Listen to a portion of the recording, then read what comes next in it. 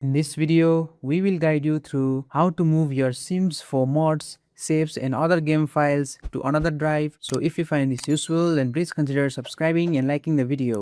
This is useful if your C drive is getting full but you don't want to move your entire document folder. Instead, we are only going to move the SIMS4 folder to another drive while keeping everything else in your document folder exactly as it is. Before we start, I strongly recommend creating a backup of your SIMS4 folder.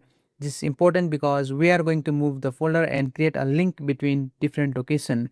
So first, just go ahead and open your File Explorer, and once you're in the File Explorer, just go ahead and go to the Documents tab, and then here you should see a Electronic Arts folder. Just go ahead and go inside of it, and then you should see the SIMS4 folder. After that, just go ahead and open the SIMS4 folder and go to the address bar and left click once, and then press Ctrl C to copy the address bar as we will need it later on. So now let's first save the backup of your file. So just go ahead and select your SIMS4 folder and press Ctrl C, and then go to a new drive, and then here you can create a folder. So just click on new and then create a folder and then name it something like backup.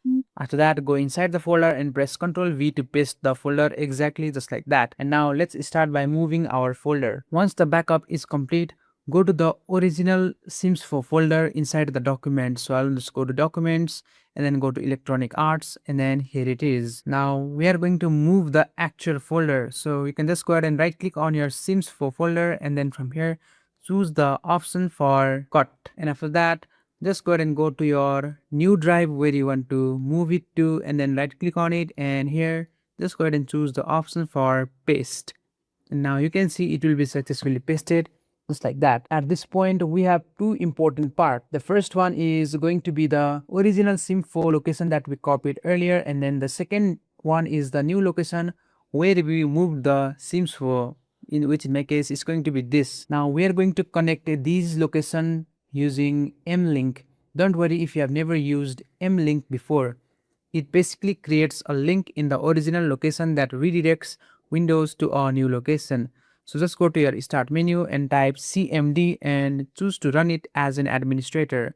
Just click on yes if prompted, and now we are going to use this command. So just go ahead and type mklink space /j space double quotation, and then just paste the old location URL that we copied earlier. After that, you can close the double quotation, type a space, and then open the double quotation once again. And now you can just go inside of the new location and then go to the address bar and left click once and press Ctrl C to copy.